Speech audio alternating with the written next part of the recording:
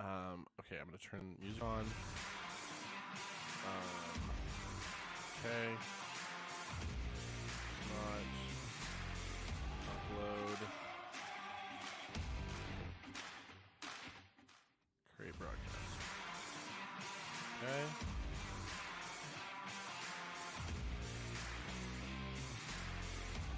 Scheduled. Okay. Host.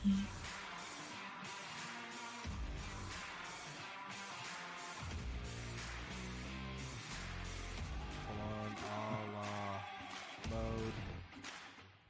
First stream on Twitter. Let's talk.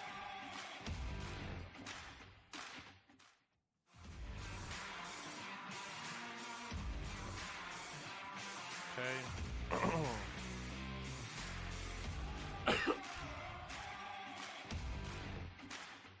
Okay. You said the variant cover was by Stegman? Yeah, alright, here, hold on 1 second. Why is it saying, hold on, what am I looking for? Scheduled. Oh, yeah. It's like the family portrait. That's nice. Yeah. I like that. Oh, why is this not, why is it showing that it's scheduled? It's not.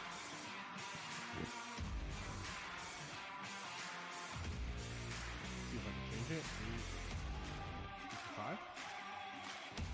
Nope. For some reason, it's not. I want to start immediately. Dang it. Okay. Weird. Okay. Starting at 9 p.m. Wait. Let's try something. I've got the YouTube live pulled up, but I don't feel like good. logging into Twitter right now on my Mac. I I don't even know if I know the password. You're good.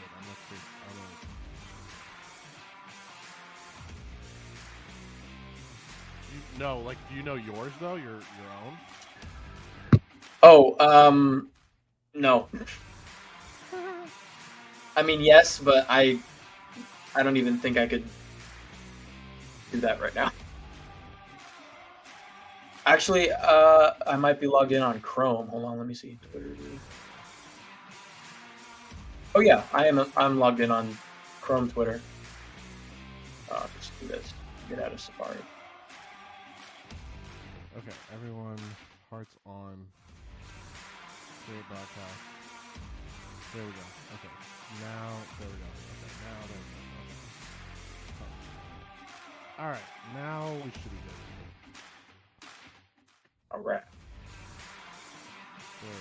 Can't even type on my keyboard right now. Do the count.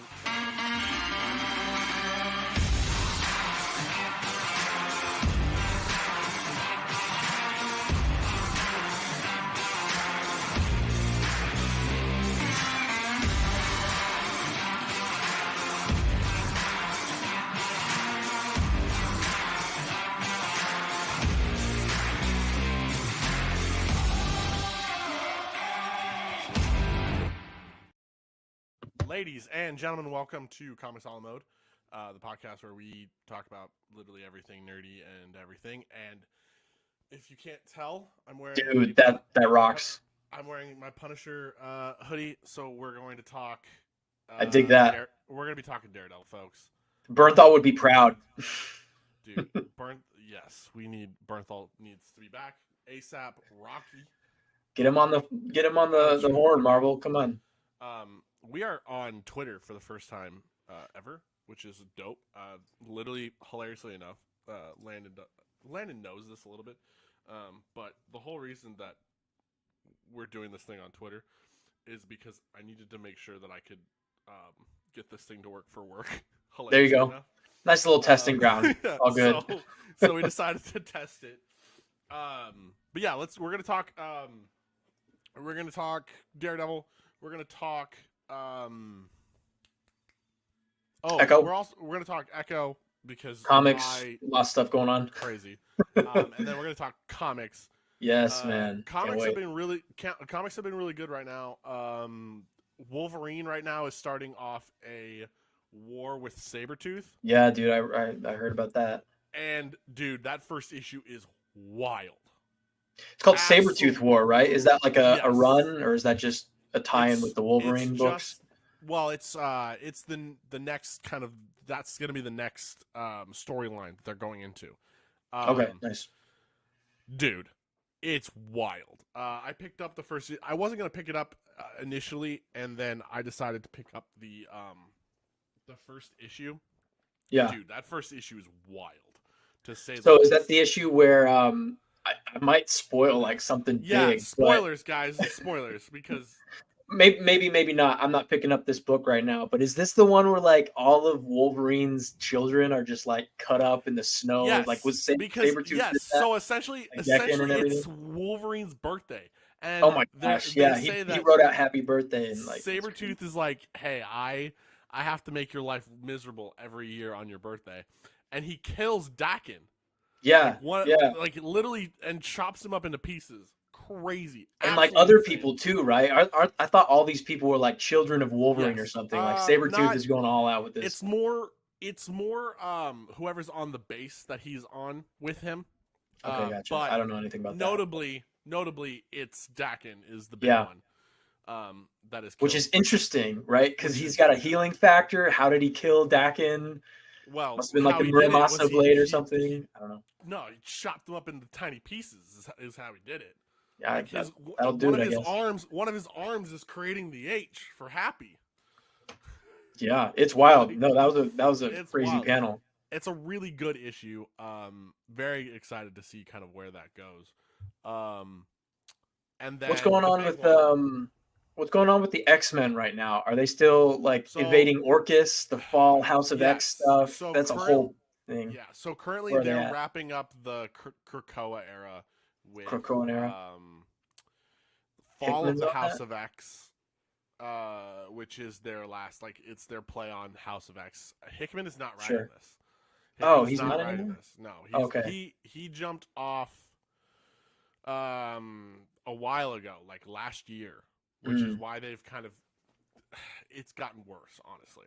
Okay. I don't follow the X-Men stuff. I don't even know where to begin with I X-Men, so I I just kind haven't of either. hit Like that's the some biggest thing pieces is here and like there.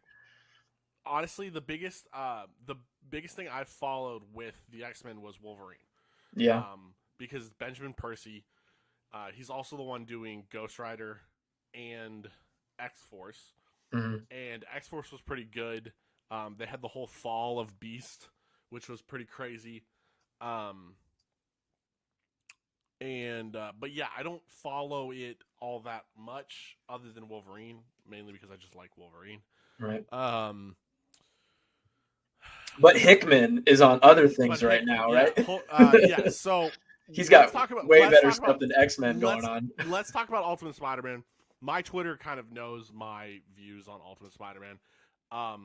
There you You go. start talking. I'm gonna grab my issue of Beautiful. Ultimate Spider-Man because it's a Yes. variant cover. I want to see that variant cover. You said your favorite artist, Ryan Stegman, is on the scene with a variant for Ultimate Spider-Man #1. Guys, this comic right now, changing the game. It's changing Spider-Man. Spider-Man fans deserve this. I mean, Russ is probably going to go into great detail because he knows the history more than I do. But like that Amazing Spider-Man right now with all the stuff that's going on over there, like not great. But now we got this to focus on. It's so good. I picked up my issue. I read this issue and was like, this is what Spider-Man should be. This is what Spider-Man can achieve. This is what his story can be. And it sucks that it's not mainline 616 Marvel, but at least like we got it. I mean, come on. This was fantastic. Anybody who's read this, it's changing the game. It's so good. Let's see that cover. Do you have it? Okay, yeah. So this is the cover I ended up getting. I love it. Dude, I love that. Yep, I've I seen that image going around. It's so good. So my only issue is that I wish it wasn't the Happy Holidays from the Parkers. I think it's adorable because, and I like it because of the Ultimate Spider-Man book and what Yeah. that book shows. hmm But I do wish it was just the Stegman art. Yeah. Bruh, I love this I It's like a love little this holiday comic. greeting card. It's such a great image, right? I It's just absolutely so love good. this comic. Yeah, it's really good. Spider-Man has been meh in Amazing. I'm not even picking up They're Amazing right, anymore, to be honest with you. Like dude. that's where And I'm at.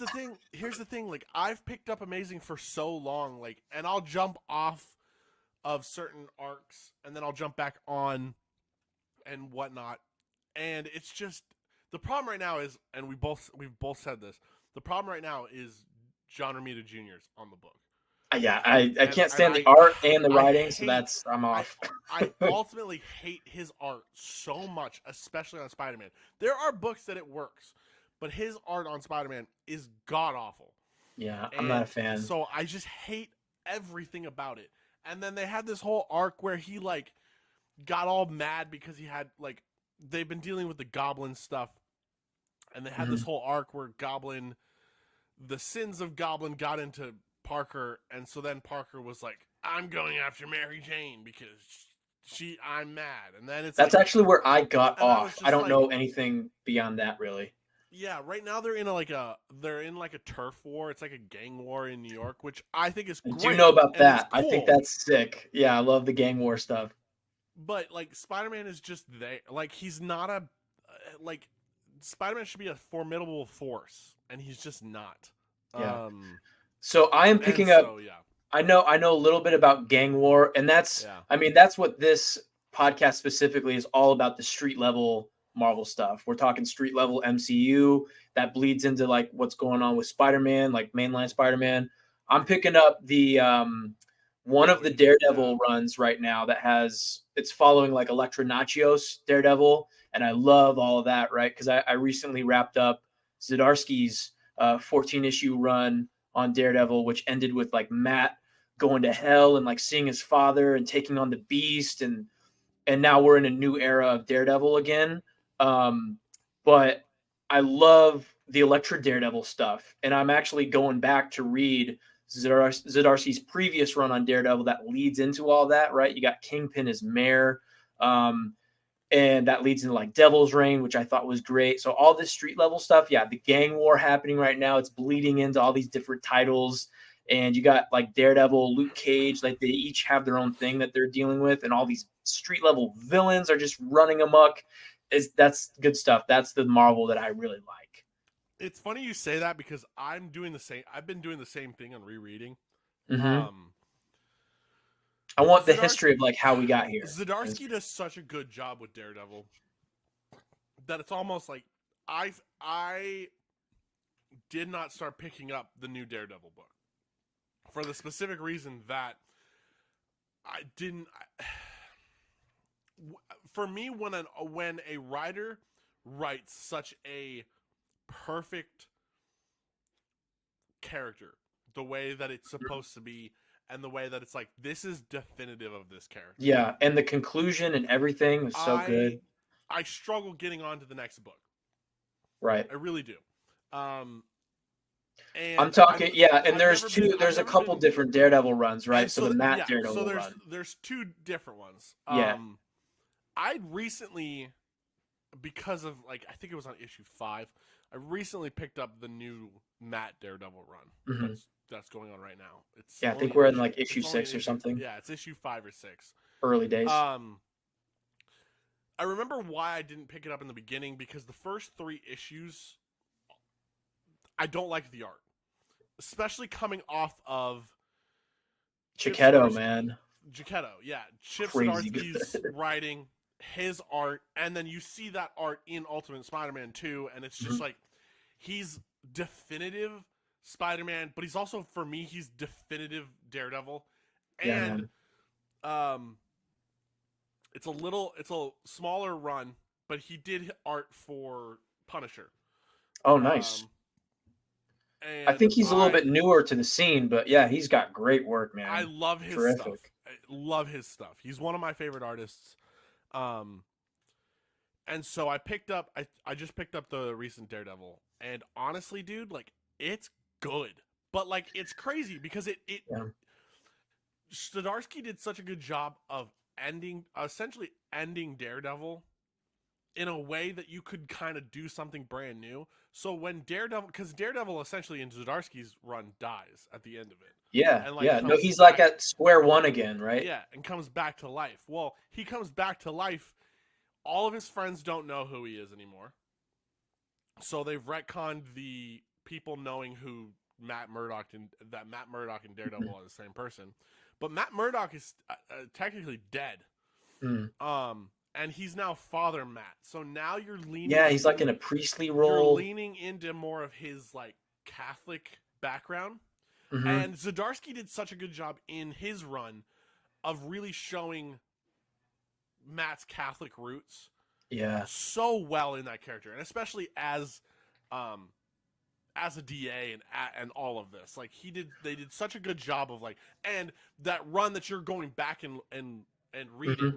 Before he ends up taking over the fist, Yes, it digs all into that. Like that is some of the best to me. That is some of the best Daredevil as a lawyer and as like having to deal with that part of his life, right.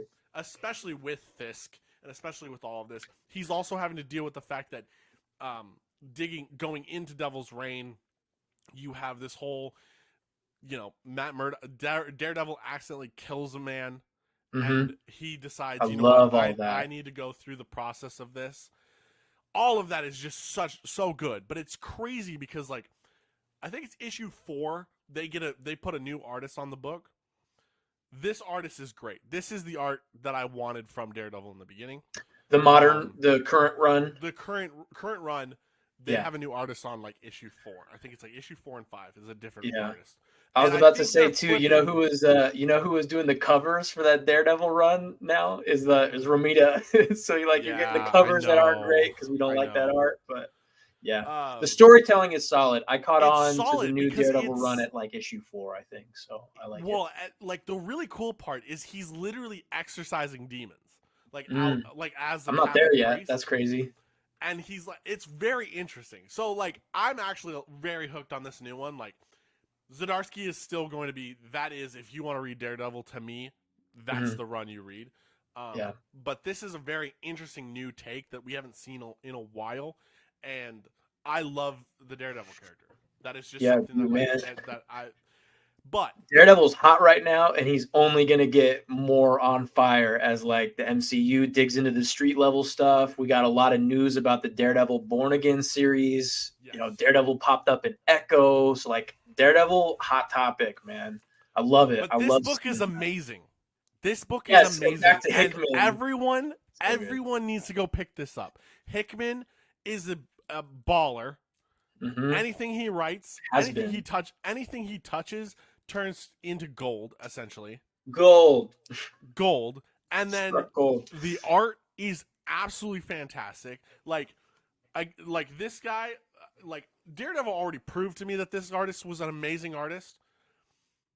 This guy is becoming like my second favorite artist of all time. Like Stegman will always be forever my favorite artist of all time because of that Venom run.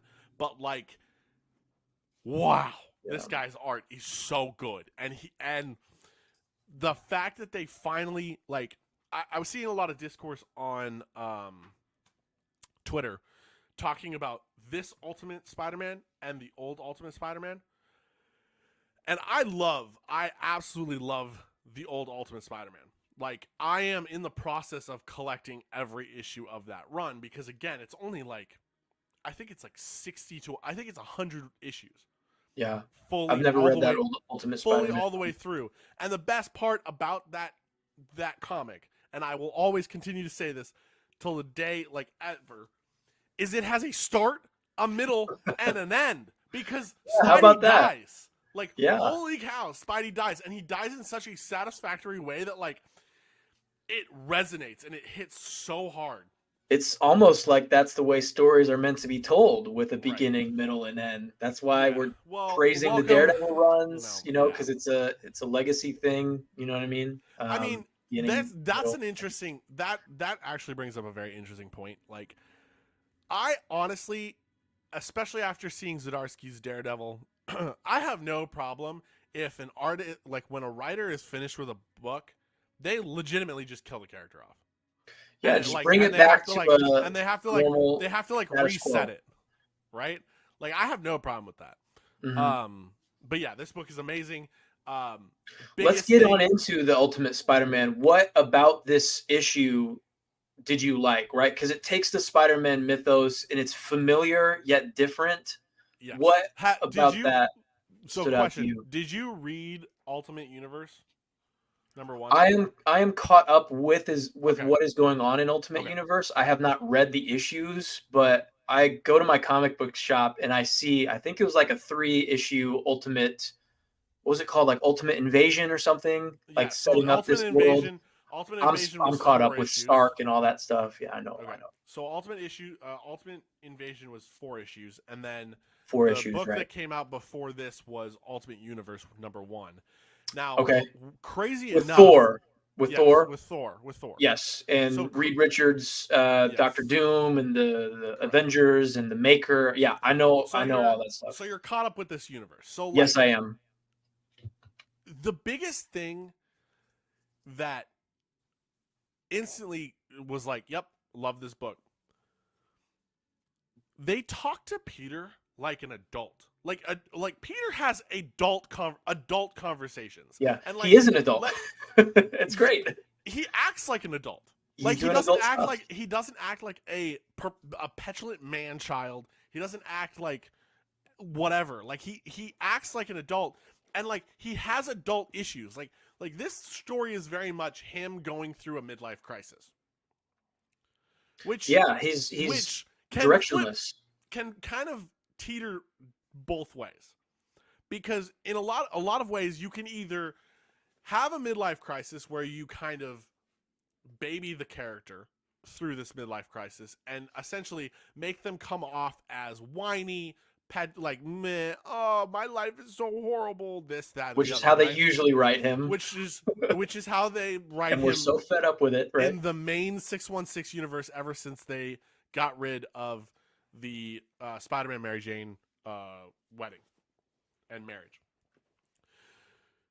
This book does not treat him like that. This book treats Spider-Man and Peter Parker specifically, because he's technically not Spider-Man. This book treats Peter Parker as, hey, I'm having a midlife crisis, but it's not like he goes through all of the emotions of a midlife crisis, like thinking it all through. And then, and as you start to realize that he's having this midlife crisis, he's going to work. He had a long night, didn't sleep well. His kids are like, hey, Dad, you look rough. Like, you look kind of like crap. And he's Mm. like, yeah, it was a long night. And his wife, Mary Jane, is like, hey, do you want to talk about it? He's like, no, not right now. I don't want to talk about it right now.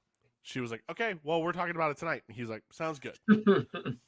Already off to a great start. Like, yeah, of course, husband and wife are going to have a conversation about like what's going on, because it's obvious that something's going on in Peter's head that is, eating at him, and he needs to figure this out. He goes And to Peter and work. MJ as a couple are dealing with that, and he's thinking of his kids, he's thinking of his family, and he doesn't have his Spider-Man abilities or powers. Like Correct. he's not Correct. This He's is not Peter Spider-Man. Parker. He works at This the is Peter Bugle, Parker, the journalist, got a the family. photojournalist That's it. who That's works his at focus, the right. Bugle, which Yeah. then leads into one of the coolest panels Oh, so good. I know with where you're going. with J. Jonah Jameson screaming for Parker. He walks up to Peter and goes, "Oh, hey, Pete," Mhm. and goes, "Parker," and keeps walking. And you're like, wait, if he's not talking to this Parker, what Parker is he talking to? And in this universe,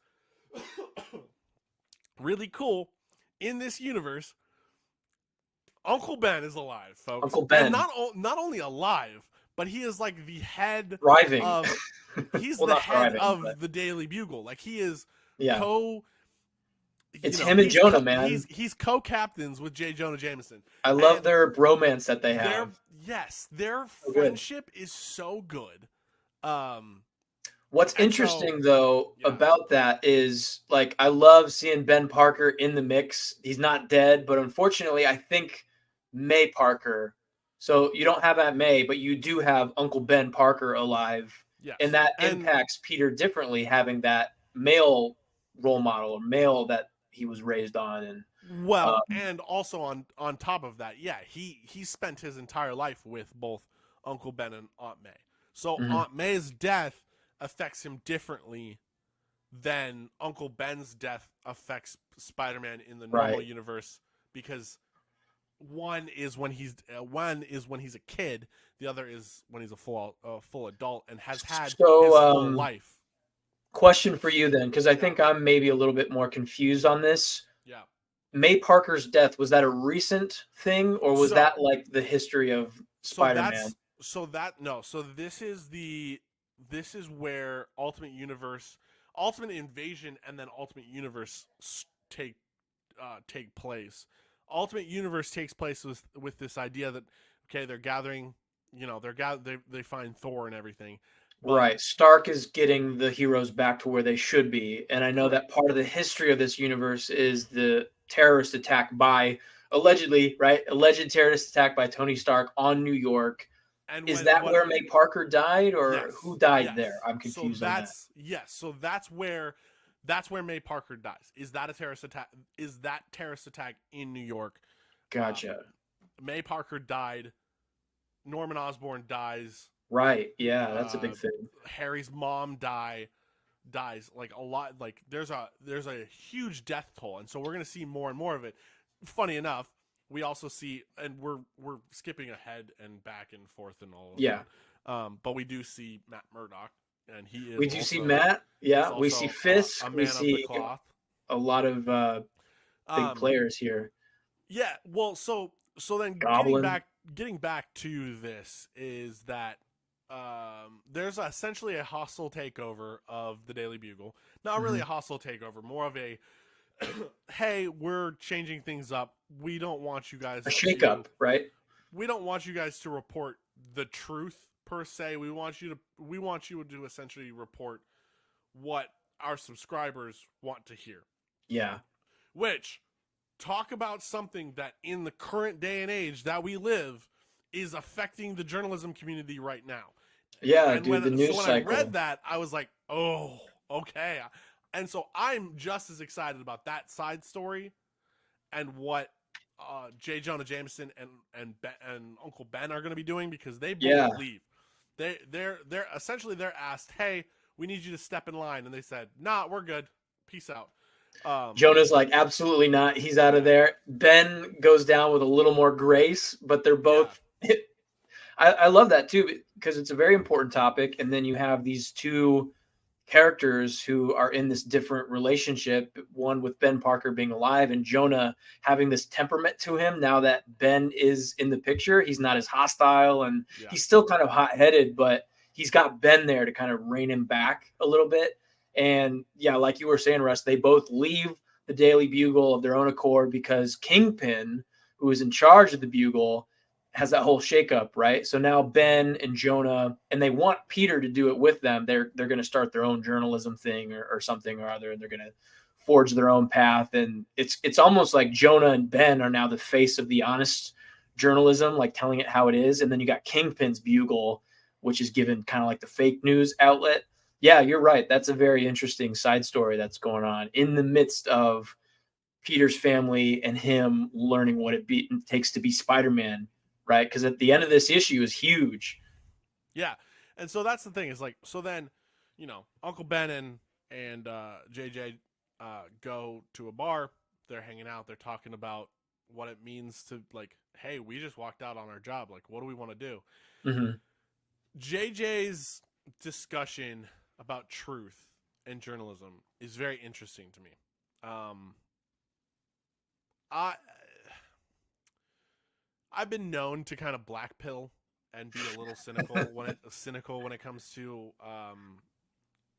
where we are in our current day and age, and especially with journalism, because I'm in the industry.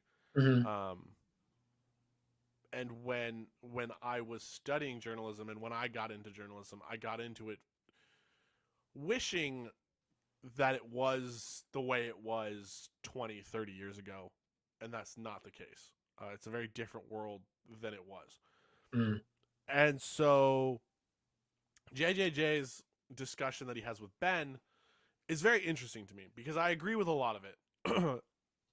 Uncle Ben says, "Well, you know what? Let's do our own thing, and let's." And he was like, "Okay, but what are we gonna write?" He's like, "We're gonna write the truth." Truth. And Triple J just starts laughing, and he goes, "There is no truth in journalism." And like, as someone who is in the industry, that is a gut punch that you have to wrestle with, because that is a gut punch that is a gut punch because it's true. Mm. Um, and so I was very apprehensive, because there's a lot of writers that could take this very different directions. You can kind of like, there's writers that I've seen write something similar that start to write their own agenda, like in it. Perfect example is Ta-Nehisi Coates used to do something similar with Captain America, where he would say something, and then it was very obvious that you could start to see his own political beliefs, in that monologue that he was giving, and whatnot. But Hickman takes it very straight, which I appreciate. He keeps it very focused on the where journalism is right now. He doesn't try to like, you know, he doesn't try to walk that, oh, conservative liberal agenda. It's not He's like pointing fingers. It's Yeah, just like a he's not general, this exactly. is the state of things. Exactly. Pointing a light at that, as opposed to saying these people are wrong and this sucks. And Yes, like, yeah, exactly. it's a very nuanced take on that whole issue. And And it's cool. so Jonah goes, "Okay, well, you know what? How about we do this? How about instead we just promise to not lie?" And I think that's a really really good distinction, which is also why, like, at the end of this issue, I'm very interested to see what Jonah and Uncle Ben get into in Yeah. the next issues. Like, as much as I'm gonna enjoy watching Peter become Spider-Man and all of this, that's gonna be a very interesting piece of the puzzle, and I'm very excited to see what happens there. Yeah. And especially because Ben and Jonah, they're up against That's Kingpin. They're up against Wilson Fisk, who is running, this mega media or journalism corporation and like the Bugle. They're going up against the Bugle, led by Kingpin. and And I think, we were talking about Daredevil. Kingpin has, man, the resources. He's got the intelligence to run things, well, and he's not afraid to get his hands dirty. So that could be dangerous for these guys moving forward and if I this and I Fisk is the also way that he think is in I also 616. think I also think Fisk is gonna start to become more of a threat of, he's gonna side he's gonna you're gonna we're gonna start seeing him siding himself more and more with the kind Like of the Maker. masters of Yeah. the universe, like Yeah. And that whole, conglomerate. is it the Illuminati? Yeah, It's all they're these essentially, heroes who are it's like it's skewed and his evil. version, it's the Maker's version of the Illuminati. Yeah. And I think that's going to be very interesting to watch. Yeah, But he'll be a big player for sure. after all of that, we get a really cool conversation between Uncle Ben and Peter, because again, the start of this issue, Peter is wrestling with something. He's struggling with something, and he talks to Uncle Ben and is like, "Hey, like, how'd you do that? Like, how did you just walk out and just like, hey, I'm gonna start my life over, just completely?" And Uncle Ben was like, "I don't got anything right now." He was Yeah. like, "Your Aunt May's dead. Your Aunt May passed away. I am a blank. Like, my life is a blank slate, so I can do that." And Mhm. he's like, "I don't expect you to do the same thing," because they had asked. They were like, "Hey, do you want a job?" And he was like, "Well, I didn't get fired from mine, so I you paying A little more anything?" risk there Yeah, for they're like, Peter as "You, opposed to Ben. yeah," and that's what Ben says. He's like, "Hey, you've got a family, you've got kids, you've got a wife, you need to provide for them. So we don't expect you to like jump ship with us into Hmm. the unknown." But then Peter kind of continues to explain like kind of where he's at, and it's we get two very different conversations between Peter and Uncle Ben, and then later between Mary Jane and Peter, and they both come to very different conclusions. And it's crazy to me, because it's actually really cool, because you get two sides of this argument that Peter is working on in his head, and through his conversations with Uncle Ben and Mary Jane, he kind of gets one piece and then he gets two piece, and then he's looking at it and goes, "Oh, okay, this is my whole. This makes sense." And I think that's really cool because, like, this is a Peter that you can connect to. This is a Peter that's very relatable in our lives. When we all struggle with a question, we do so, and we don't just ask one person's advice. We always end up asking to at least two people, right? And it's because we want that second opinion.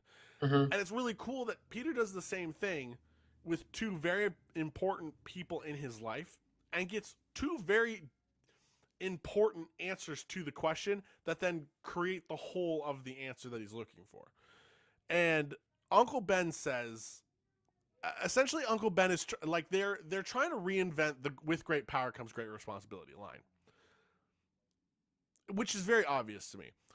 And they do a decent job because they obviously don't come out and say "with great power comes great responsibility," but Uncle Ben is like talking. He's like, "Hey, like, you ever heard of this saying?" And I'm blanking on what the saying is again. But he's like, it's kind of BS. And at the end of his conversation with Peter, he goes, "Hey, if you feel like you are asleep in your own life, you need to wake up. It's time to grab the reins. It's time to grab the wheel and wake up."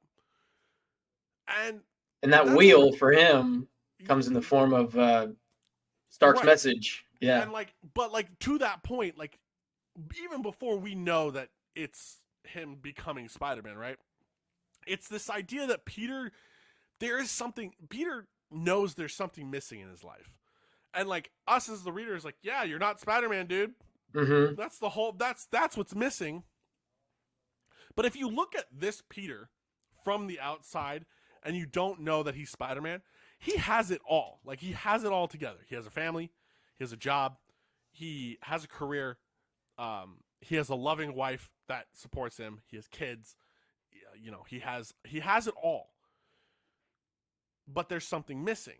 Like, and this is what Peter is struggling with. He's like, so then, and I'm getting ahead of myself with this because I love this issue so much, and I could just literally piece it out and talk about it forever. Because so Uncle Ben says, "Hey, if you feel like you're asleep in your life, wake up. Like take it back." And so then Peter goes home, sees his kids, gets his kids in bed, and he sits down on the couch. Mary Jane comes in, and she's like, "All right, you want to talk?" And he's like, "Yeah, let's do this. Let's talk." So then they start talking. Peter, again, explains what he was talking to Uncle Ben about, explains like what his thinking is. And MJ has such a again, and this is the thing that I love about this book. The other people in Peter's life have adult conversations with him. They don't just essentially tell Peter to nut up or shut up. Peter, it does not come across as he's just whining about how crappy his life is going. He's an adult about this whole situation. There's something that's going on, and he's trying to understand where he is, what he's feeling, and how what it looks like when it comes to the rest of his life and how his Right. life is right now. And that's why he goes to Ben, and that's why he goes to his family, Exactly. because those are pillars in his life that are going to help him make an informed decision about what happens at the end of this book. And Exactly. that's ultimately to be Spider-Man. And so then he's talking to MJ. It's important. And MJ does this really smart thing. He essentially says, "MJ, I need a change." She goes, "Oh, okay." And he was like, "No." And I love that he goes, "Wait." He's like, "Before you start jumping to conclusions, I don't mean I need a change with our family, because I think our family is great. I don't need a change with our marriage. I need a change." And he makes sure that it's very clear that it's him personally himself. Like there's something about himself that he needs to change. And so, and she says, she's like, you're an amazing father. You're a rock star of a dad. She was like, if there is something about you that you don't feel comfortable or you don't feel like you're connecting with enough, then yeah, you do need to do something. And then she does a very, which I love. I love that she states this. She's like, this isn't going to change us, correct? And he's like, absolutely not. And then she just goes, all right, go get him, Tiger. And Yeah. like that whole like to like for me, it's like screw the fact that he becomes Spider-Man at the end of this issue. It's not even that. It's just so refreshing to see Peter have adult conversations and conversations with adults about things that are relatable, that don't feel like, oh man, this was relatable to me when I was in college. Like, Right. because like we look at like why Marvel dissolved the relationship between Peter and MJ back in the original, like the main universe, and it's because they thought he was becoming unrelatable to the readers. It's like that conversation we had about Daredevil a little bit ago about returning to the status quo and knowing when to do that. Well, with Spider-Man, they're not really listening to the readers because yes, you want to return to the status quo so you can reset and tell different stories from a certain point. But with Peter, people really loved where his story was headed, and then it was ripped away. And then it's just constantly, we're not going back to how great that was. It's like, hey, maybe that should be that new status quo that we return to. It's like we like seeing Peter with MJ having kids, having a family, and not getting like crapped on by life all the time. So what you're saying is like it's refreshing to see him being supported, lifted up, and encouraged to be Spider-Man, as opposed to Spider-Man being a curse that prevents him from moving on with his life. Exactly, because the point of Spider-Man is not, it's with great power comes great responsibility, and how you juggle that. It's okay. Like I have no problem that Peter suffers in his life. And I love seeing the struggle, right? Because you learn from that. That's part of it. Like that struggle is just a part of who Spider-Man is as a character. But it's that there's a balance, and right now it's way skewed towards. It's doing that, but it's also doing that without sounding like a perpetuant whiny ass baby. Right. When you're dealing with it, and especially when it's like, oh, Peter's getting crapped on in his life, but he has this girlfriend, but you know now they just broke up because he's kind of being a like he doesn't know how to hold on to this relationship. It's like, you know, like there were 3 times, dude, you could have just communicated and you'd been fine. But like for some reason he's like acting like someone who's never been in a relationship ever before, and it's like that part, that's where it's like, okay, well, I don't care anymore. Like, and then on the Spider-Man side of things, he's getting beat up by like Vulture, and just that part of things is not good either. So it's like, this perfect example. Like right now in the gang war, like where in this gang war arc that he's in, he's not a formidable force. He has to go get a team. He has to have She-Hulk back him up. And it's who's like, he taking on anyways? Like what? Because Elektra's got like the heat. It's like the corrupt cops, and like there's this assassin, and I know like Beetle. Well, because he sends Elektra to that side. Right. He sends. So Spider-Man's orchestrating it. Who is Spider-Man like? He's making a deal with Tombstone to help him. Oh, is it Tombstone? To help him fix this gang war. Another villain that he should like body. And now they have a sit down. They're having a sit down with Wilson Fisk because he decided to come back into town. It's like, what? And like the worst part is like, you know, Peter has the proportional strength of a spider. Like that's one of the coolest parts about Spider-Man, is that this is a character like that is so strong. He's so freakishly strong that you never see anything more than like a 10th of his actual strength, because he restrains himself so much. Speaking of that, it's crazy. You're right. I want to say that the issues of Daredevil, the previous Zdarsky run that I was reading to go back and understand the history of that character a little Yeah. more. When he does kill that man, seemingly, like Yeah. he does kill him, right? Yeah. Anyways, It's on like the accident. It's not on heroes, purpose, but yeah. right? The heroes confront him about this. They're like, "Hey, man, yeah, we mess up." But Matt is obviously he's got that Catholic guilt, right? Yeah. He's just beside himself because he thinks he killed this guy.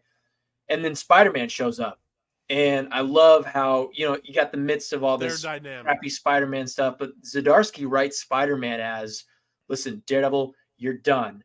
Spider-Man is the pillar of the superhero, like the New York superhero community. He's given that respect, he's given that stature, and he's given that support, like from Zdarsky as the writer." And I was like, "Man, this rocks." Which Seeing that's him the write, crazy. That's the yeah, craziest part. Spider-Man in everybody else's book that's how it's been. Like, why is can't we get that written in the is Spidey written in books? is Yeah. written in a way that like, oh, okay, he knows what he's doing. Like, yeah, things happen in his life, but he knows what he's doing, right? Mm-hmm. And then you get to Spider-Man's book, and you have this line with him and Miles Morales, where Miles is like, man, like you could have just reached out. You didn't have to like ghost me. And like, Yeah, he's got I'm kind people, of but just like he's like he'd rather like be depressed or something. Miles is like whipping him into shape, and it's like, nope, get out of here, go home. You're not Spider-Man. But Go even home. Daredevil, and I love that, just how you mentioned in the other books, he's respected, and even Daredevil knows that. He's like, Well, even man, this Cap. guy holds back so much because he's so powerful, but he is the best of us because of this reason. And that's the whole And I point. love that. That's the whole point about like with Captain America. Like Captain America has always said, Spider-Man is the moral core of the superhero community.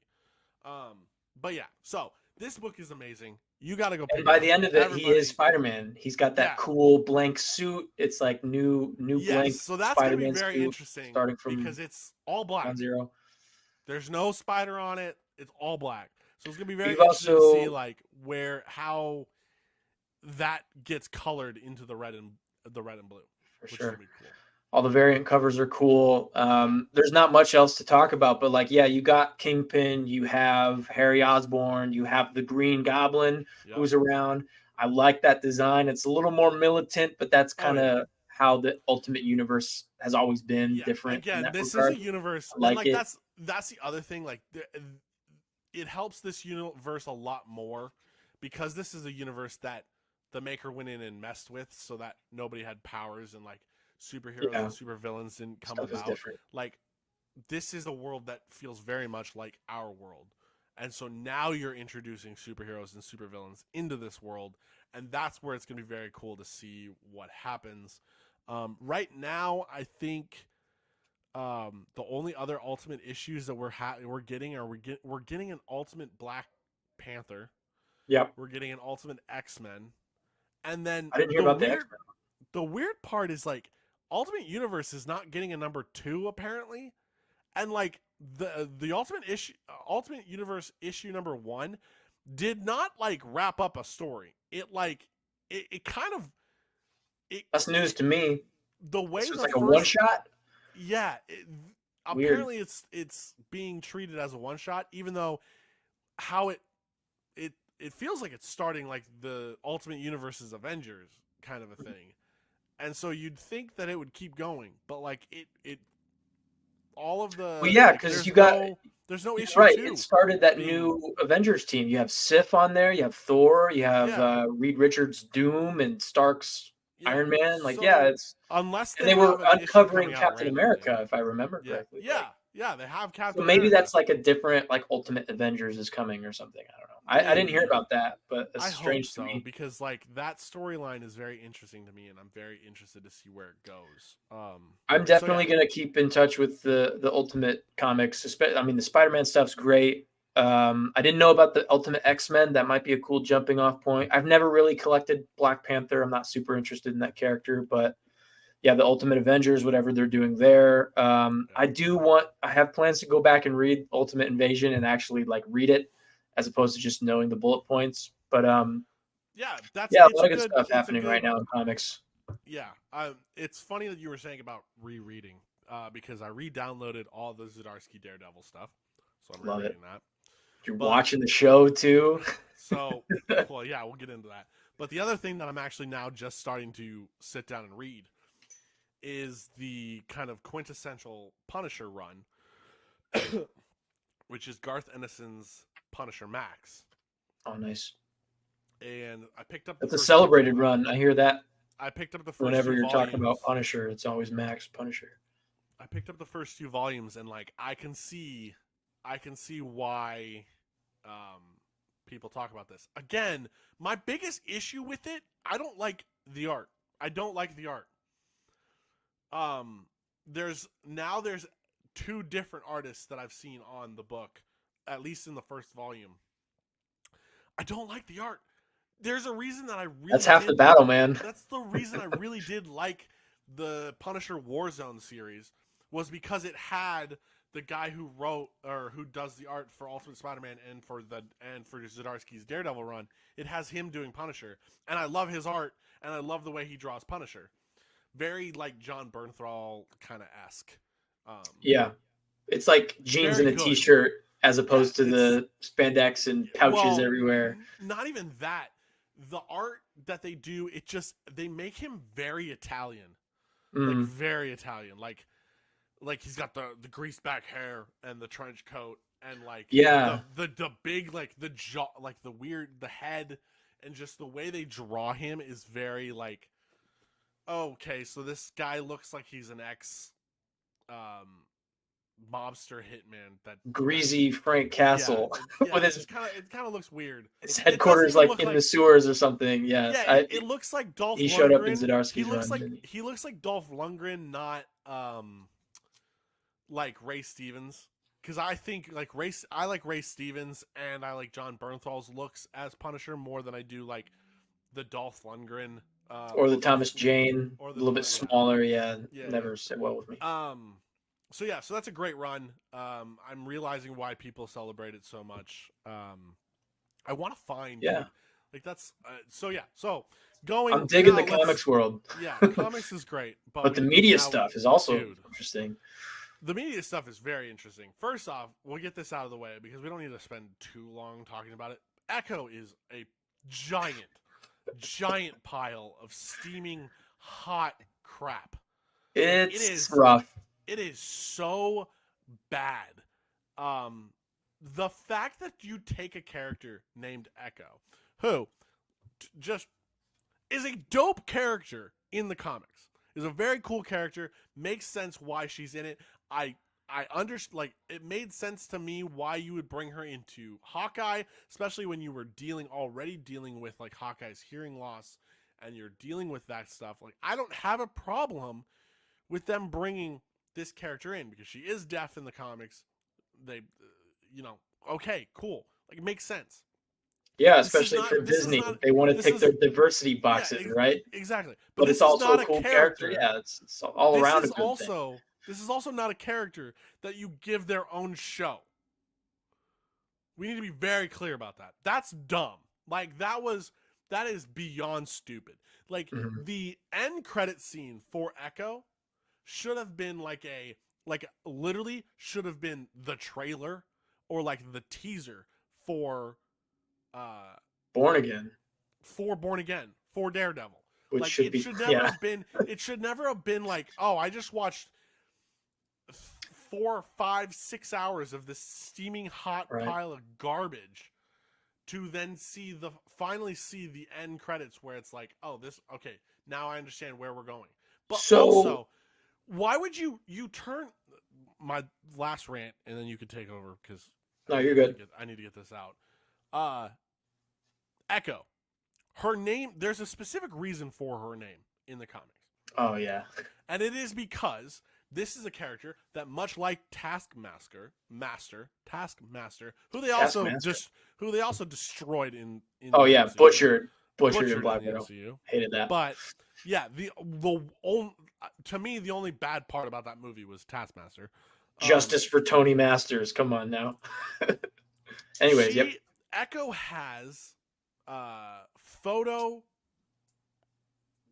what's the word? It's like, photographic memory, photographic memory, reflexes. She can photographic recall. reflexes. It's like Taskmaster. So when she fights Spider-Man, or when she fights Daredevil, and she goes up against them the first time, she and then now after that fight knows all of their moves. So if she goes up against Daredevil, that fight, once it ends, maybe she gets her butt kicked. The next time, Daredevil's gonna have to figure out, or have some ingenuity and figure out how to beat her, because she's gonna remember all of his moves and also then use those moves. So she's a very cool character. That's the whole reason her name is Echo. It's for that fact that her powers are essentially an echo of whatever somebody does.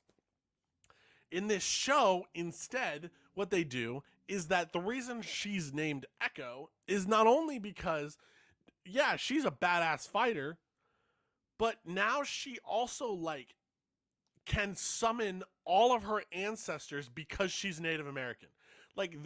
They forced the Native American crap into this character so heavily, to the point that I feel bad for Native Americans that this is their representation.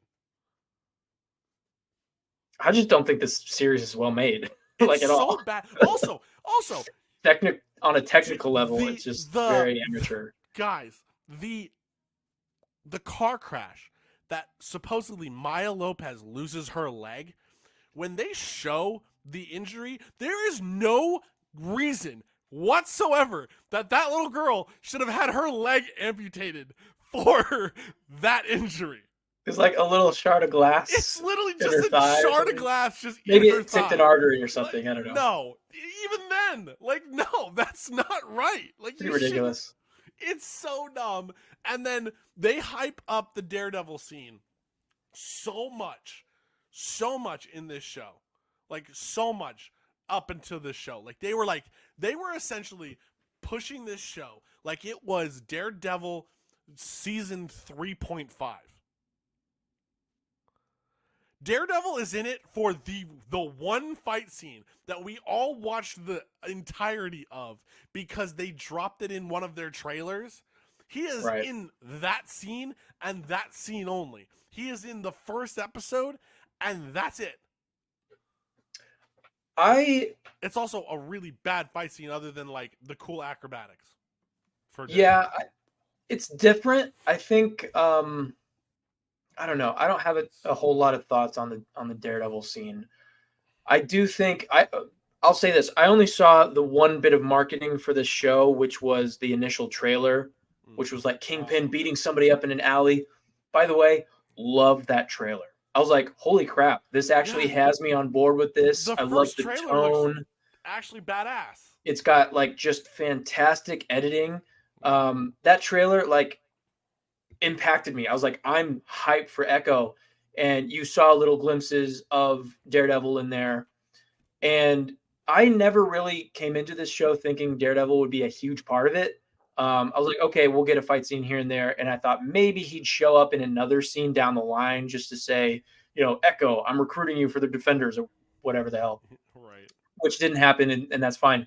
To your point earlier, you're right. I don't think Echo should have been made, because leaving this character where she was at the end of Hawkeye, having, shot Kingpin in the head, you kind of think he's dead, but obviously, he's not, because he's, Fisk is a big part of this moving forward. That is prime real estate for Echo to be the biggest, coolest supporting character for Daredevil moving forward. You know what I mean? Think of that. Hindsight's 2020, having seen the whole Echo show, I really can't justify why it was made. I didn't really enjoy it all that much. I didn't find that story necessarily compelling. Also, can't act for crap. I'm sorry, but they found this girl in an Amazon warehouse. I have friends. I have met people who are deaf. I have met people who are deaf that emote more than she did the entire 6 episodes of that show. All she did was this. What? Go back to the Amazon distribution center, please. I I will don't say want to this see you anymore. for somebody who was hired straight out of the Amazon warehouse, not terrible because of like that, I could have acted better but than that. also maybe let's look at actual actors Dear for this God. role that's going to be significant moving forward. Anyways, that's neither here nor there. The yeah, I just think going from where she was in Hawkeye to then leading into Born Again, that would have been a much stronger connection, I feel like, because I just don't think there's a lot more that I wanted to know about Maya. Um, I was going to say something else. I totally forgot. But yeah, I mean, that kind of leads us into a Daredevil discussion about what's happening with Born Again, right? I think they're learning from this Echo show. I think they're listening to the response. The MCU in general is just taking a different turn because of a lot of this negative feedback that they've gotten and like the box office shows.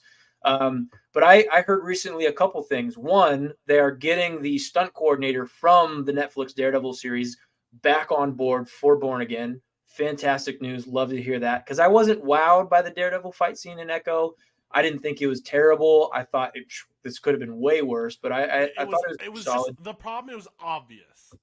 Like to your point, like I kind of agree with you, but like my issue with it is it was obvious the where the punches were pulled. Like it was very like they didn't. Yeah, It was like it wasn't shot well enough to hide everything.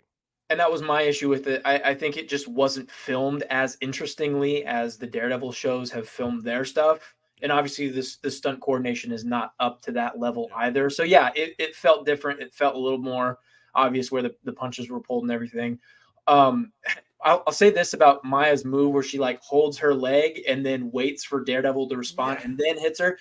At first, I saw that and I was like, "Huh, that was strange." But then I kind of started thinking more about the tactical side of that, like in the moment. And I actually kind of dig that, like she's waiting Yeah. for For that and then me, boom strikes. it's one of those things Interesting. for They me. Like tried something, right? I as respect someone that. as someone who has done martial arts and almost got his black belt. I'm literally like I'm like one belt away from it. I ended up having my shoulder injury and that kind of screwed everything else up. I don't know what the practicality of like that move would be. Like Well, maybe you do. it's I don't know. like that was the thing. Like in the beginning, I was like, "That's It's like a dumb," feint, but then like when I started like looking at it and like seeing it, it's more that it was like it hung there for a half a second so that she could generate more power through it. Okay. So like that was the only thing that I could think of. It still looks real dumb, kind of, because Kind of. Yeah, you're right. she kind of just freezes up there, and I was like, there's better ways of doing that. Yeah. Like that's kind of so I agree with you. It's like it's one of those things where it's like it's nitpicky to me to get all bent out of shape over that when there's so many other blatant like you literally see like Right.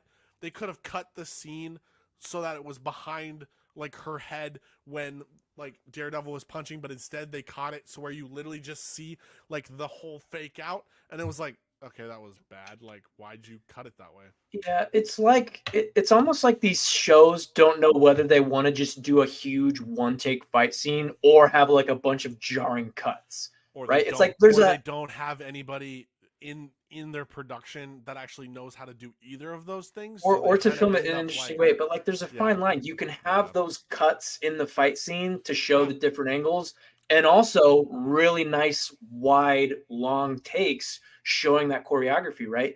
I agree. That's striking a very fine balance. I don't think Echo necessarily hit that, but digging into some of those early seasons of Daredevil, solid combat, just the Yep. lighting, the moodiness of the scene, Yeah, what they so have Daredevil doing, I just so finished solid. I just finished rewatching season 1 because I posted on Twitter once I Yeah. finished Echo that I needed to do a rewatch to cleanse my palate of Same here. I was like, let's see what Daredevil is the like. Echo garbage. Daredevil season 1. First off, Daredevil episode 1 is probably one of the best first episodes of a TV show that Yeah, I have hooks me, man. seen. Period. Like it's very like Arrow probably is the only other show that I remember like the first episode being like, oh, okay, Let's Such a go. strong premise, Like it's strong such a it's characters. You're just they hooked. open Yeah. up so well, and then like having finished the first season today, it's just that whole season is so good. My Mhm. only nitpick about it was like, yeah, they waited a little long to get him in the Daredevil costume, and I don't really like that first iteration of the Daredevil costume. Oh, the I black like, suit. yeah, well, no. I love the black suit. I'm talking about Oh the yeah, yeah. first When he fights Daredevil Kingpin in the alley. Yeah, Yeah, it's not great. I'd say that's probably the weakest aspect of that yeah. whole show is The that suit costumes. the We need a suit new he update. We need an gets. update.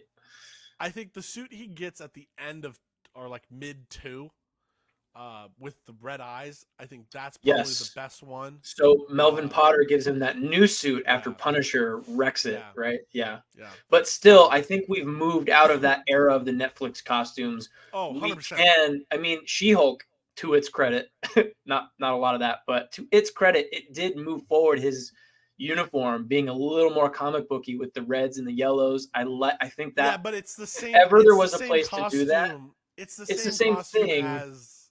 but it's moving it forward with the brighter colors. And if ever there was a Yeah, place to do that, it was the yeah. She-Hulk show. But I I we do need an agree. update with that We do need an costume. update. We do need an update. I think we need it. It needs to be slicker.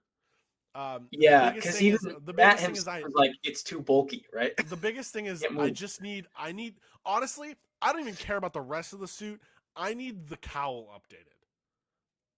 That's the part to me that every time I watch the Netflix shows, it's the part that annoys me the most is that I will cowl. say, hold on one second. I'm gonna keep talking. I'm gonna look up my thoughts on the Daredevil costume. So, oh, my phone is like not working. Hold on. Anyways, I digress. My thoughts on the Daredevil costume moving forward. It's so easy, right? Because the first Yeah. season of Daredevil, he was in the black threads. It's just fabric. Um, Claire is like, you should wear body armor, right? You're getting beat up too much. And he's like, no, it would slow me down. He's right. You should just go back to that. Have him in like normal fabricy streetwear clothes. Have him be dodging bullets and stuff. Like, I don't know why they gave him such a bulky suit. I mean, I get it, but and you have the perfect segue into that modern look that Daredevil has adopted with the wraps on his arms, with the baggier fit, with the pants. Oh yeah, yeah, Maybe yeah, just yeah. I'm talking about the Yeah. Zdarsky Zdarsky run. costume with the Yeah. wraps and everything. It's more flowy. It's more fabricy. It's less bulky. It's less like traditional superhero, right? With the tights, because I think they're still a little bit shy about doing that. That's a perfect medium with this costume and with the black outfit that they've had him in and the wraps in season 3. They should go there, man. And I'd love to see that adapted too. But Yeah, I mean, here's the thing. Like, I do like the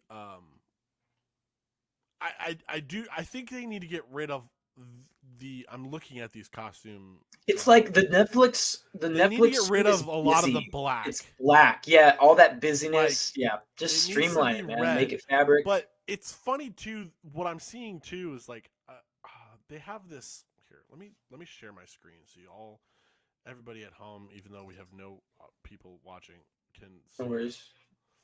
I'm gonna share.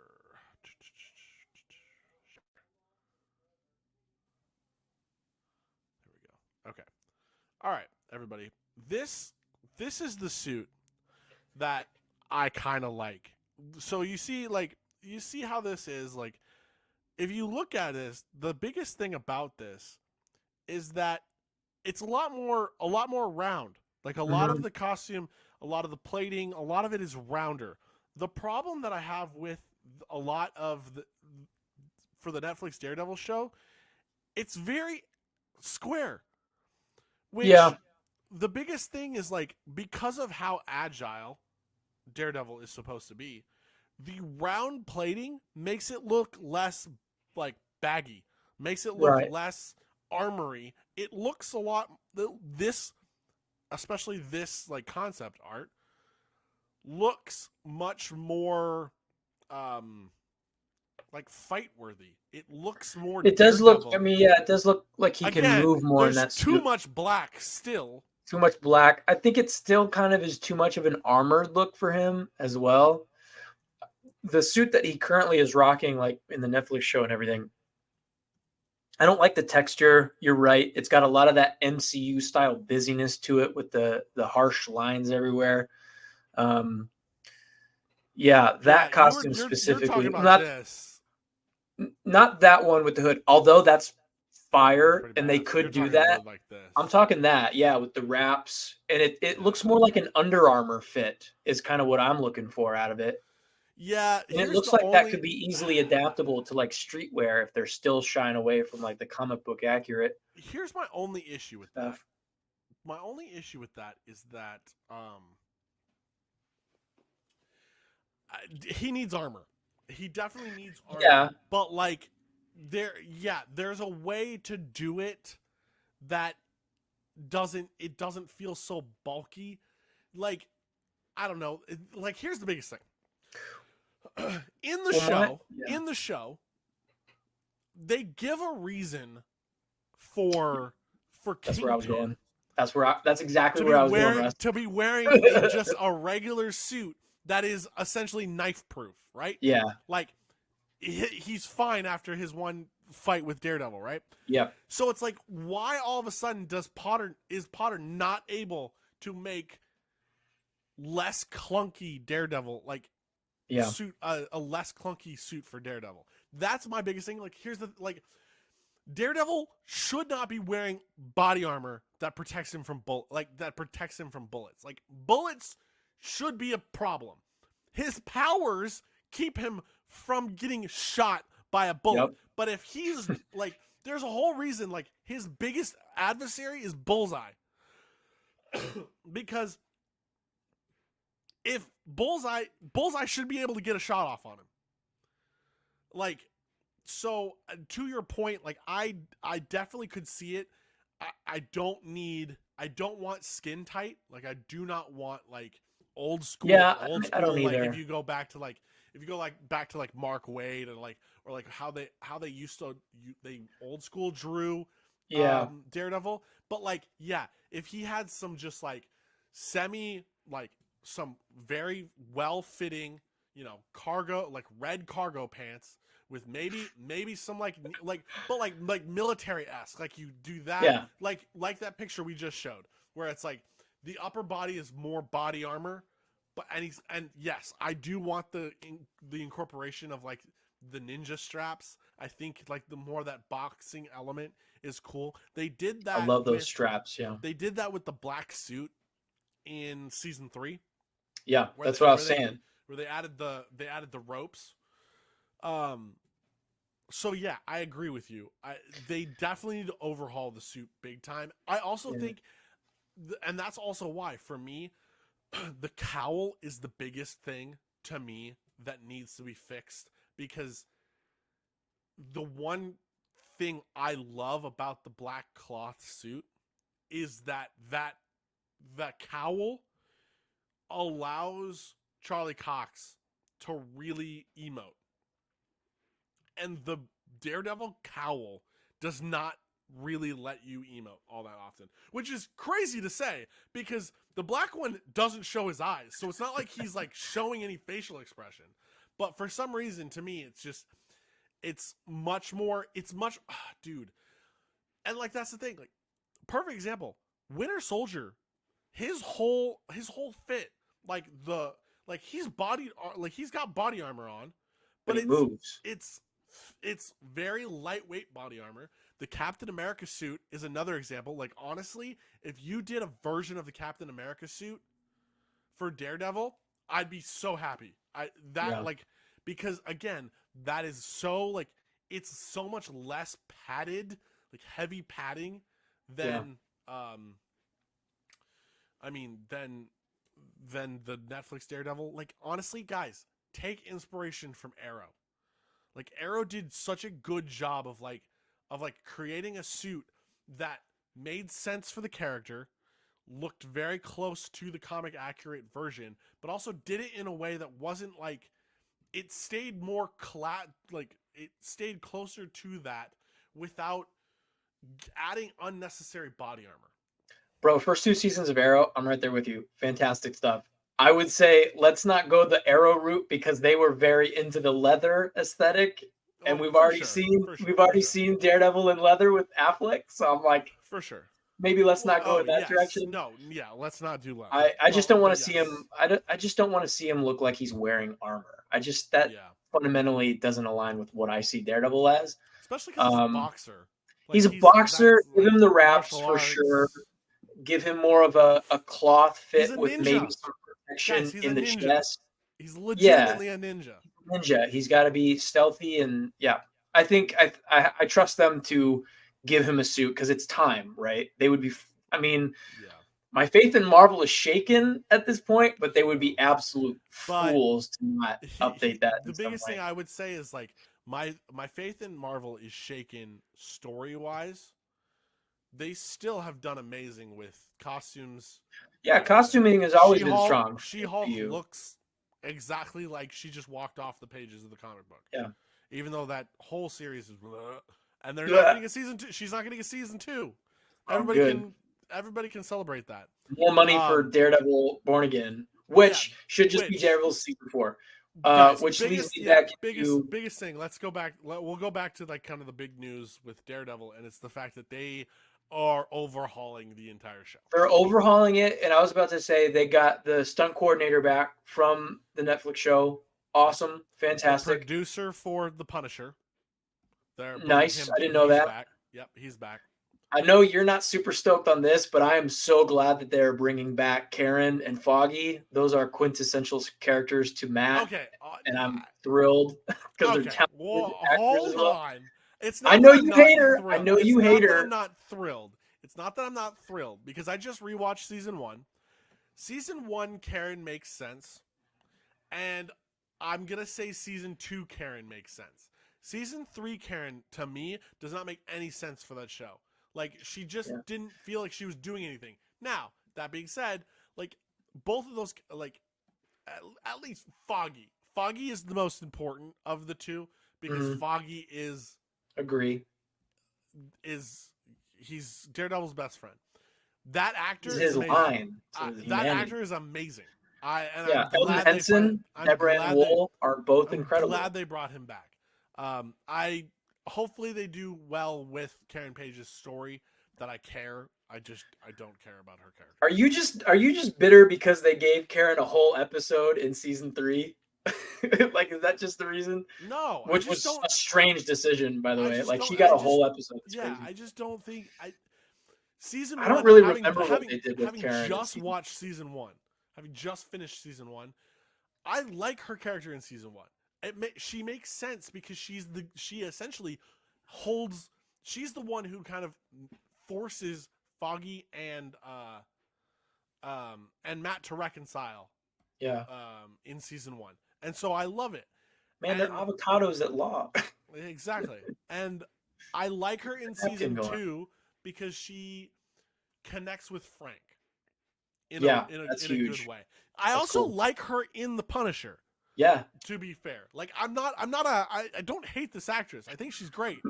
I'm kidding. I just don't think in season 3 of Daredevil they gave her anything meaningful to do, so it just didn't make sense why she was in the show. To be fair, I can't remember what they did with her in season 3, so you're right. Yeah, so like that's my biggest issue with I just was super offended that they didn't even think about those characters at all. But also, like, that should piss everybody off because their whole plan was that Daredevil Daredevil survived the snap. Like he survived the snap. That's what Echo even said. He and Kingpin both survived the snap. That warehouse scene in Echo takes place during those 5 years. I heard about that. It's cool. Which is cool.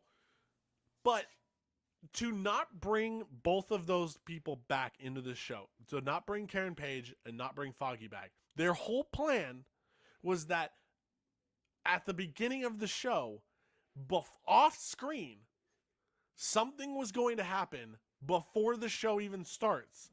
That it opens with like him at both of their funerals. That's just a terrible decision, in my opinion. which is such stupid, absolutely god awful writing that it's like, guys, Gosh, it doesn't make the sense. fact Just that do that was your plan is real dumb. that is real dumb. Just do Real season dumb. 4. Literally, just do season 4. I mean, do season 4 and have whatever villain you pick kill Karen Page mid season 4. Bullseye. Bullseye's right there. Exactly. I don't get it. Yes. I don't get it. I don't get it, dude. Russ. Because that actor was great too. Like that act, like that was. Bro, they have the blueprint ready to go. Their credit. their bullseye arc was Homelander before the boys even happened. Oh, like crazy, absolutely perfect. Yeah, I'm very happy. It's very awesome to see that they're waking up. We also have big news that apparently we're gonna get a Daredevil, a Deadpool 3 trailer. Oh yeah, for Super Bowl. Did you see that promotional art stuff? So you sent me that, and then I saw another account. That promotional material looks amazing. Dude, the fact that we are getting Hugh Jackman in the Wolverine suit. I mean, honestly, guys, look at the Wolverine suit. Like, it's fire. Like, I have all the faith in the world if they overhaul the suit. I have a feeling that they might go, oh, well, everybody wants this to be like Netflix season 4. So you know what we're not going to do? We're not going to overhaul the suit all like super much. We're just going to make it an iteration kind of like we did in She-Hulk of the Netflix show suit. Oh, for Daredevil? Yeah. Oh, I thought you were talking about Please don't do that. Don't do that, folks. Please. Just overhaul the whole suit. Just start. I want them to respect the show, not the suit. Make it an MCU suit, please. Just make it an MCU suit. But yeah, Hugh Jackman in that yellow and blue. Hugh Jackman's in the yellow and blue. My only issue, kind of, is that the cowl's black, which is kind of weird. Like, it's a weird choice. Yeah, it makes sense, though. I mean, it's black sometimes, right? It's a little, yes, but the rest of when the cowl's black, the rest of the suit is yellow and black. When the cowl's blue, the rest of the suit is yellow and blue. So it's a little weird that you have the yellow and blue suit, but then you have the yellow and black cowl. Yeah. I have an action figure on my shelf that would say otherwise. There's a little bit of black and there's a little bit of blue. So I would love to see this. Minus the heat claws. The heat claws are stupid as hell, but the heat claws only work in the comics. Right. I don't want to see that. And I have work even I have absolute faith that somewhere along the line in Deadpool 3, Deadpool's gonna rip the sleeves off. Those sleeves are coming off, baby. Let's go. Even if it's the suit's gonna get dirty and ripped up and bloody. There's gonna be shit everywhere. It's gonna be rock so hard, dude. Yeah. Let's go. I'm hyped. Yes, I'm very excited, dude. Okay, so did you see the piece the BTS photo with Ryan Reynolds? Yeah. Yeah, it's and then it is what I don't know. It's everybody was like, guys, they MCU'd the suit, and so it's a different suit, but it's got like pecs, and it's like it's like literally. I think it's like the Deadpool suit, but it's like there's like actual like armor on the chest, and then there's like pec armor, and I was like, guys, if this is if this is just a random variant of Deadpool, I'm gonna just die laughing.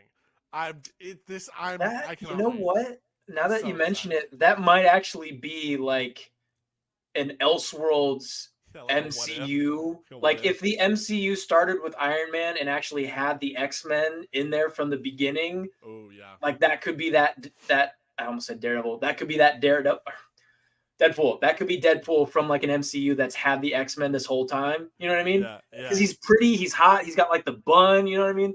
And yeah, that suit is kind of crazy looking. Kind of dorky, but I wonder what other iterations of Deadpool will have in this. You know what I mean? Like, yeah, it's gonna be fun. I'm very interested. Really last thing before we sign off, what'd you think of What If Season 2? Oh, Because you know what? we haven't been able to talk about a lot of No, this we stuff. haven't, So have we? I think it was a overall, strong season. I wasn't too thrilled with the first season of What If because I yeah, didn't feel like they took the ideas far enough. But right. here, I thought the ideas were really clever, save for 2 episodes.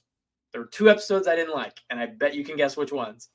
Yeah, the Kahori, they're like, hey guys, this is a wholly original character in the MCU, and she's Native American. What is with that? What's the MCU and like just being going full Native American all of a sudden? Like, what the hell is that? I'm not sure. Yes, But I didn't really that care for that and episode. did you not like the finale? I didn't care for the finale. Dude, the finale was so bad. I didn't care Like for the finale. if we had gotten the whole of season 2 with the finale of like so actually here it is. If we had gotten season 2 with instead of the Kahori episode, we had the Avengers Ultron episode, and then the finale was Ultron and not whatever garbage we got in season 2, it would have been a perfect season because Yeah, I really did love. I think other than the biggest thing was like the finale was kind of trash. Like the Kahori episode was fine. I just didn't care for it. Like it wasn't. It wasn't. I was like, wow, I'm not interested in this character at all because yeah. you're just turning her. They turned her into Superman. She Essentially, has no weaknesses. she has She's no literally weaknesses. perfect, and She, I take huge issue with characters like like that. Give me a apparently the flaw. test Give me like something. yeah She's not apparently the interesting. tesseract gave her super speed, flight, She's uh got all the powers. manipulation. Like what? So yeah, that's an issue. Mary um Sue. That is a Mary Sue. You know so what I dumb. mean? Like, there's no So weaknesses, dumb. all But powers.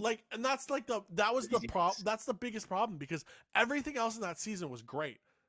The 1605, the Avengers 1605 episode was really fun with Stellar. and like I like that made sense why they brought like Captain Britain over there. Mainly because I liked the fact that like she was able to use a sword and like her armor turned into more medieval armor, which made sense for the world. Yeah, And I I was would like, love. okay, now I got Captain Card, like I got Captain Britain. Like Yeah, that's the whole reason that I cared. I would love to see us move away from the Peggy Carter stuff. I Oh, me think they need to too. cut back on that a little bit. I like that character, but Me too. like, chill. We You know what got I it. mean? No, like yeah, like season 2. That's it. We're done. We got it, folks. So It's over. She got her moment with Steve Rogers in the 1602 universe, who was a version of Robin Hood, which was hilarious. Like yeah, I like like that. my favorite episode was Beginning, the middle, 80s end. Avengers. I love. I think it was the '90s. I love the '90s Yeah, the Avengers. 90s Avengers You going up got Winter against Soldier in Peter there, which is Peter, awesome. yeah, we all know that's the only reason that was my favorite We all episode. know why Like, Russ liked it. But yeah, there's a lot of great like writing in there with yeah, like how Hank Pym is talking yeah, to Peter Quill and like Winter Soldier is having this crisis as he's about to, all that yeah. stuff's great. Like that's where, Personally, yeah. The my Howard, favorite, yeah, all that stuff. them Great knowing it was episode. Bucky, them realizing it was Bucky was so cool to me. Yeah. I was like, Oh yes. yeah, very cool. Yeah. I did like that a lot. Personally, dude, my favorite episode was just Nebula in Blade Runner universe. Blade Runner Nebula went hard as crap. The writing in that episode compared to like what we saw in the finale, which is just a huge Stark multiversal difference. vomit throw Stark up, difference. like the nuance in how Nebula moves in this world, Yep. interacts with the police force on Xandar, Yep. and the kind of um, the scheming of the Xandarian, the what are they, the Nova Corps, right? And how there's layers in that, and our characters are stuck in this bubble world. So cool, so interesting, and very stylized. It felt like Arcane. It felt like Blade Runner. It felt like Ridley Scott, a little bit of that flavor in there. And then you have just all these colors and powers, and it's just multiversal trash thrown in there in the finale. Like that is the night and day that is so apparent. Like when you have cool, good writing, good set pieces, great characters, and then it's just vomiting multiverse garbage in the finale. Like that, it's crazy. But yeah, overall, I think it was a strong season. It gets me on board with the premise of What If a little bit more. I'm starting to hear a few whispers that. Go ahead. It's all good. Well, no, the end of the finale shows Of What If. Shows the It's gross. It's just like a bunch of multiversal garbage, and it ruins the Doctor Strange character, I thought. Correct. But at the very, very, very end, they showed the Loki tree. Oh yes, that was cool. I dug that. That going into season 3, that's going to be the interesting part. For sure. And I think back in our Loki podcast episode, I would love for Loki to take over that position of the Watcher. You know, the super powerful guy who's in control of all these stories and timelines. You know what I mean? I think I mentioned that back in the Loki podcast. Yep. I think you did. Yeah, you did. But I forgot what I was going to say. Oh, I am on board with What If. I think it's a solid premise, and it showed that it can have good ideas. So yeah, bring on a season 3. And also, I hear whispers of a Star Wars What If possibly coming to be. I'm on board with that. I'm not going to lie. I'm going to be really honest. I'm very tired of Star Wars at this point. I totally get it. It's totally fine. Like it. Listen, I'll say burnt so many bridges. It's in a bad spot. I will say that. But Star Wars needs what Hickman's giving to Spider-Man. A what if thing, dude. If I get a what if Anakin has a family, raises that family, is on the light side, give me that. I'm sold. True. That should be like episode 1. That should, you know what I mean? Give me that. I'm good. I agree, but so the potential there for that to see that has me like through the roof. But anyways, yeah, I agree. Well.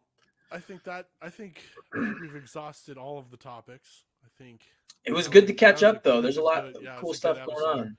We needed to catch up, and we will get back on our weekly programming. We got to figure. I think we retitle this episode "Let's Talk Spider-Man and Daredevil" because it's like a lot of Spider-Man, a lot of Daredevil, but I mean, two great characters. True. It is what it is.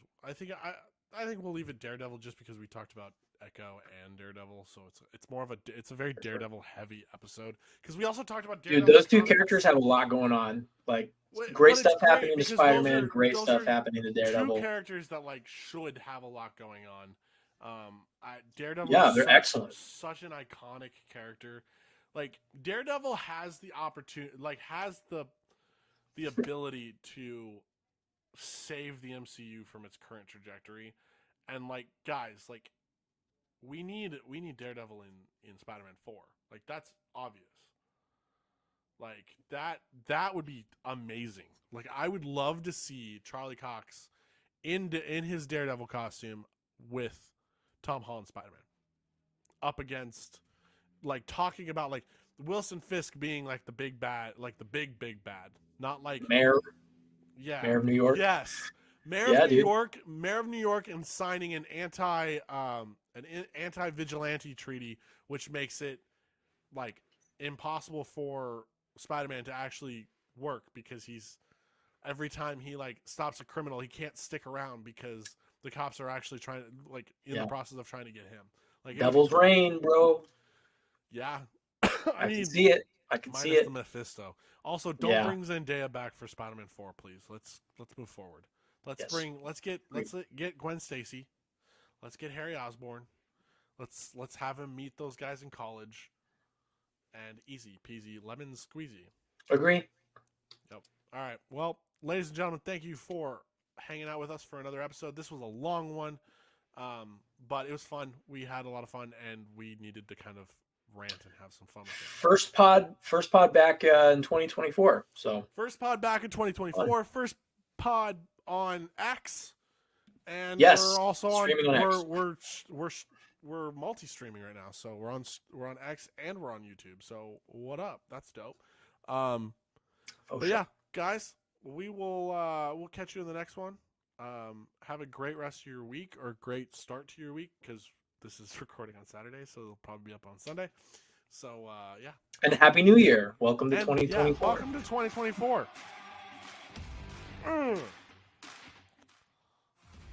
Oh, I love how the music like was on its way out. And